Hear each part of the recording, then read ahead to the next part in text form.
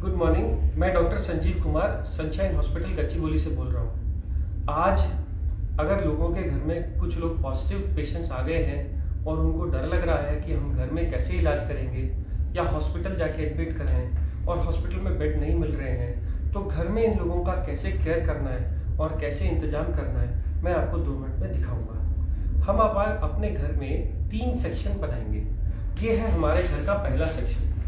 पहले सेक्शन में वो लोग रहेंगे जिन लोगों को कोई बुखार, जुकाम या कोरोना के फीचर्स नहीं है। जाकर के सब लोग टेस्टें कराने का कोई बेनिफिट नहीं है। जो लोग इन्फेक्टेड नहीं हैं, जिनको बुखार नहीं आ रहा, उनको सिर्फ 2-3 चीज़ों की ज़रूरत है। रोज अपना टेम्परेचर चेक करिए, फ्रीक्वेंट हैंड वॉश करिए, अगर घर में दूसरे से इंटरेक्ट कर रहे हैं तो फेस मास्क का यूज़ करिए और सोशल डिस्टेंसिंग, 1 हाथ की दूरी पे रहिए। इतने दूरी पे रहने पे कोरोना के फैलने का डर ऑलमोस्ट निल होता है। तो वो सब लोग, जो लोग ठीक हैं, जिन लोगों को फीवर नहीं आया है, वो लोग अपने घर के उस सेक्शन में रहेंगे जिस सेक्शन में दूसरे इन्फेक्टेड लोग नहीं हैं। जिनको फीवर आ गया है और जुकाम, बुखार, खांसी हो रही है, वो लोग घर के दूसरे सेक्शन में रहेंगे। और इन दूसरे सेक्शन के अंदर जो लोग नॉर्मल हैं, वो उनको डिस्पोजेबल्स में खाने का इंतजाम करेंगे। खाने में क्या खाएंगे? खाने में कोई भी वेजिटेरियन फूड, क्योंकि भूख कम हो जाती है, स्मेल कम हो जाती है, इसको आने में 1 महीना लगता है। इन लोगों को लिक्विड डाइट, सूप्स, जूस या ऐसी चीज़ें जो वो लोग खुद मांग रहे हों, सब अलाउड है। खाने में किसी चीज़ की मनाही नहीं है।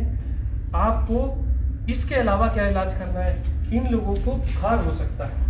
बुखार वाले लोगों को आपको बुखार की गोली सुबह, दोपहर, शाम देनी है। अगर बच्चे हैं तो यही गोली आधी हो जाएगी। अगर बिल्कुल खाना नहीं खा रहे तो ORS का सोल्यूशन देना है। कुछ लोगों को vitamin B, vitamin C, vitamin D, मैंने प्रिस्क्रिप्शन अपने व्हाट्सएप स्टेटस पे एक प्रिस्क्रिप्शन डाला हुआ है। इस प्रिस्क्रिप्शन को अगर आप प्रिंट करो तो ये कहता है कि आप पहले तो 1, 2 और 3 विटामिन हैं, अगली 2, एक तो फीवर की और जुकाम, बुखार, खांसी और गले दर्द की दवाइयाँ हैं। ये दवाइयाँ आप लीजिए। इस पर्चे से आप ये सिम्टोमेटिक ट्रीटमेंट कर सकते हैं। नॉर्मली कोरोना वायरस एक नॉर्मल सा माइल्ड सा वायरस है। 99% लोग इससे ठीक हो जाते हैं और उनको कुछ और चीज़ की ज़रूरत नहीं पड़ती। बट 1% लोग जब बीमार होते हैं तो उनका बुखार बहुत तेज हो जाता है। वो लोग खाना खाना छोड़ देते हैं और उनकी ऑक्सीजन सैचुरेशन कम होने लगती है। हैबत होने पे ऐसे लोगों के लिए घर में हम लोग पल्स ऑक्सीमीटर लेके आते हैं। ये पल्स ऑक्सीमीटर हम पेशेंट्स को रोज लगाएंगे। लगाने के बाद, ये कनेक्ट करने के बाद, एक बटन दबाने से पल्स ऑक्सीमीटर ऑन हो जाता है और ऑन होने पे थोड़ी देर वेट करना है। ये आपको पल्स दिखाने लगता है। जब ये पल्स दिखाएगा तभी उस वैल्यू को मानना है। जब ये वैल्यू आ जाएगी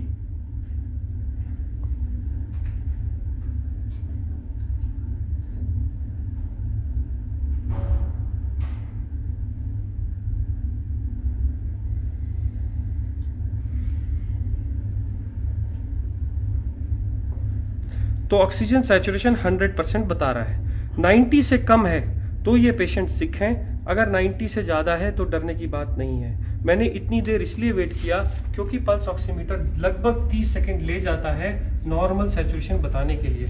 अब मान लीजिए अगर ये लोग 90 से कम ऑक्सीजन पे आ गए हैं, अब इनको हॉस्पिटल की फैसिलिटी पे ले जा रहे हैं पर बेड नहीं मिल रहे, तो हम क्या करें? तो हम अपने घर का एक और सेक्शन सिक पेशेंट्स के लिए तैयार करेंगे, जिनकी एंट्री, जिसमें नॉर्मल लोग कोई भी एंटर नहीं करेंगे, और इन सब लोगों को हम 14 दिन के लिए आइसोलेट करेंगे। मान लीजिए अगर ये पेशेंट है और मुझे इनकी केयर करनी है, तो जो बहुत ज़रूरी वाली चीज़ें मैं आपको बताता हूँ। जब भी आप इस कमरे में जाएंगे तो आप एक बड़ा कपड़ा या कोई भी गाउन, जिससे कि आपके कपड़े इन्फेक्ट ना हो जाएं, वो गाउन पहनेंगे। गाउन के ऊपर मास्क, गाउन पहन के आपका ये पूरा एरिया कवर हो गया। अब आप इसके ऊपर एक नॉर्मल कोई भी मास्क या N95 मास्क लगा सकते हैं। ध्यान ये रखना है कि इन मास्क को इधर की तरफ हाथ से नहीं छूना। छूने के बाद स्टेरलाइज करना है, आंख में नहीं लगाना। आप सिंपल मास्क भी यूज कर सकते हैं, बट इसको रोज डिस्कार्ड करिए। अब क्योंकि ये इन्फेक्टेड जोन है, इसलिए मार्केट में ये प्लास्टिक की बनी शील्ड्स मिलती हैं। इसको अगर आप लगा लेंगे तो आपके सेक्रीशंस बाहर नहीं जाएंगे। ऐसे ही ये मरीज भी मास्क लगाएगा और ये भी शील्ड डालेगा। इससे क्या होगा, इससे उसके सेक्रीशंस और आपके सेक्रीशंस मिल नहीं सकते, आपको इन्फेक्शन होने का चांस बहुत कम हो जाता है। इस आदमी के साथ अगर आप टाइम बिताना चाहते हैं तो सोशल डिस्टेंसिंग के हिसाब से इससे ज़्यादा टाइम नहीं, ज़्यादा 5 मिनट से ज़्यादा टाइम ना बताइए। उनको खाने के लिए डिस्पोजेबल्स का खाने में दीजिए। जैसे मैंने पहले बताया, खाने में आप सब कुछ दे सकते हैं।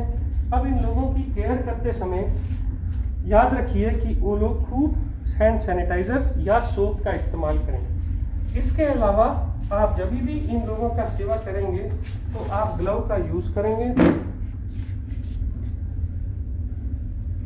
हर बार ग्लव्स को डालने के बाद ही आप पेशेंट को टच करेंगे।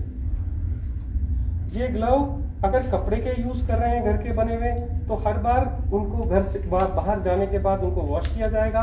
अगर डिस्पोजेबल यूज कर रहे हैं तो हर बार यूज करने के बाद थ्रो कर दिए जाएंगे। अब अगर आप ऐसी कंडीशन में उस पेशेंट के साथ उसकी केयर करते हैं, उसको खाना देते हैं, उसके ऑक्सीजन लगाते हैं या जो भी कुछ कर रहे हैं, आपको इन्फेक्शन आने का चांस कम हो जाता है। मान लीजिए अब ये पेशेंट का मैंने ऑक्सीजन सैचुरेशन चेक किया और ये 90 से कम था। मैंने पल्स ऑक्सीमीटर लगाया और ये पल्स ऑक्सीमीटर लगा के रहने दिया। ये पेशेंट को फीवर भी आ रहा है, इसका ऑक्सीजन भी कम है, तो मैं क्या करूंगा, मैं पल्स ऑक्सीमीटर को लगा ही रहने दूंगा।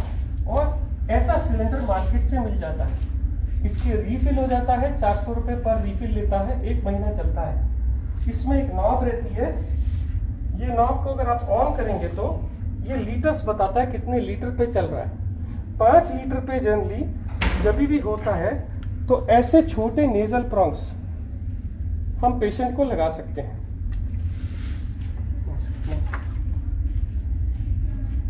ऐसे नेजल प्रॉन्ग लगा सकते हैं। नेजल प्रॉन्ग लगाने के बाद आप ये पल्स ऑक्सीमीटर की रीडिंग देखिए कितनी आ रही है। अगर ये 90 से ज़्यादा नहीं आ रही और पेशेंट को तभी भी हैबत हो रही है, तो आप ये नेजल प्रॉन्ग हटा के मार्केट से ये बड़े वाला मास्क ला सकते हैं। इस मास्क से अगर आप सिलेंडर पे लगाएंगे तो 10 लीटर तक एक पेशेंट को ऑक्सीजन दी जा सकती है। तब आप ऑक्सीजन चेक करिए, 5 मिनट वेट करिए ऑक्सीजन देके। इसके बाद भी अगर ऑक्सीजन इंप्रूव नहीं हो रही तो आपके पास लास्ट ऑप्शन बचती है हाई फ्लो ऑक्सीजन मास्क। ये मास्क के साथ एक गुब्बारा लगा रहता है, इसको जैसे हम ऑक्सीजन से कनेक्ट करते हैं तो ये ऑक्सीजन एक्स्ट्रा देता है और इसमें आप 15 लीटर तक ऑक्सीजन भर सकते हैं। ये गुब्बारा भर जाने के बाद जब आप लगाते हैं तो पेशेंट की हैबत या ऑक्सीजन सैचुरेशन इंप्रूव कर जाती है। इसको लगाने के बाद आप सैचुरेशन को देखते जाइए, जब वो 90 से ऊपर हो जाए उसको ऐसे ही रहने दीजिए। दिन में ये लोग मास्क 3 से 4 घंटे लगा सकते हैं और जैसे अगर हैबत होने लगे तो छोटे मास्क पे आ सकते हैं। और अगर हो सके तो सोते वक्त बेड एंड को थोड़ा ऊंचा करके रखिए। अब इस कमरे की सेफ्टी के लिए कि इन्फेक्शन बाहर न जाए, घर का बना फिनाइल या कोई भी एंटीसेप्टिक सोल्यूशन से घर का पोछा मारिए। अब आप इस कमरे से जब बाहर आने लगे तो आपको सबसे पहला काम क्या करना है, ग्लव उतार के डस्टबिन में फेंक देने हैं और ये गाउन निकाल के आपको बाहर नहीं जाना। आप ये गाउन को हटा के उसी कमरे में छोड़ देंगे, मास्क शील्ड्स उसी कमरे में छोड़ देंगे और हैंड वॉश करके आप पूरा हैंड वॉश करके इस कमरे से बाहर आएंगे। 14 दिन तक अगर इन लोगों की ऐसे ही सेवा करी जाए तो ये लोग इम्प्रूव हो जाते हैं। अब इन लोगों की दवाइयों का क्या, मैंने जैसे पहले बताया था, मैंने अपने व्हाट्सएप स्टेटस पे एक और ट्रीटमेंट डाला है। ये ट्रीटमेंट उन लोगों के लिए है जिनको बेड्स नहीं मिल रहे, हॉस्पिटल फैसिलिटी नहीं है और दवाई देने का और कोई इंतजाम नहीं है। तो आप पुराने ट्रीटमेंट की तरह देखिए, ऊपर मैंने 4 मल्टीविटामिन लिखे हैं, उसके नीचे मैंने भूख लगने का सिरप लिखा है, नीचे हमने जो दवाइयाँ लिखी हैं वो सिम्टोमेटिक इलाज के लिए हैं, जैसे कि डेरिफिलिन, जैसे कि मॉन्टेलुकास्ट मैंने पहले बताई। इसके अलावा जो नीचे आने वाले इंजेक्शन या एंटीबायोटिक्स हैं जो डॉक्टर की गाइडेंस में लेने चाहिए, वो एक तो है डॉक्सीसाइक्लिन, सुबह शाम 5 दिन के लिए 10 गोलियां, ये लोग इतनी देर में इंप्रूव कर जाते हैं। और दूसरे हैं 2 इंजेक्शन एक इंजेक्शन है ब्लड थिनर का, क्योंकि कहा गया है कि ऐसे लोगों को क्लॉट्स बन जाते हैं, इसलिए ये इंजेक्शन सुबह शाम देना है डॉक्टर की गाइडेंस में। और एक स्टेरॉइड का इंजेक्शन 10 रुपए का डेक्सामेथासोन, जो दिन में एक बार लगेगा सुबह। अगर ये इंजेक्शन आपके पास में आपके घर का डॉक्टर लगा देता है तो आपको हॉस्पिटल के खर्चे या हॉस्पिटल के बेड अगर नहीं अवेलेबल है तो भी आप इंतजाम कर सकते हैं। कुछ लोग बोलते हैं हमारे पास इंजेक्शन की कोई भी सहूलियत नहीं है, कोई भी डॉक्टर नहीं आ रहा है, तो मैंने एक ब्लड थिनर एपिक्साबैन और एक स्टेरॉइड ओरल मिथाइल प्रेडनिसोलोन भी रखा है। आप इसको भी प्रिस्क्रिप्शन के हिसाब से प्रिंट करके ले सकते हैं। इतना सेटअप अगर आपके घर में है तो ये आईसीयू का काम करेगा।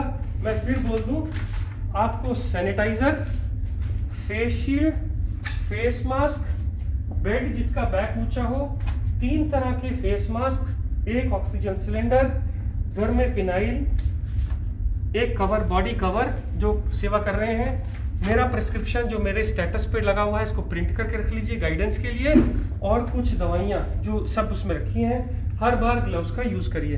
ये एक आईसीयू सेटअप है, क्योंकि आज भी कोरोना की कोई स्पेसिफिक दवाई या वैक्सीन आनी है और इससे ज़्यादा ट्रीटमेंट अभी भी आईसीयू में नहीं हो रहा है। बहुत ही एक्सेप्शनल कंडीशन में 2 और दवाइयां हैं जो बगैर आईसीयू सेटअप के नहीं दी जा सकती। ये 99% इलाज हर लोगों तक अगर पहुंच जाए तो वो लोग जिनको मेडिकल सेवा अभी भी उपलब्ध नहीं है वो लोग अपनी सेवा या अपने घर वालों की सेवा कर सकते हैं। मैं doctor Sanjeev Kumar sunshine hospital से बोल रहा हूँ।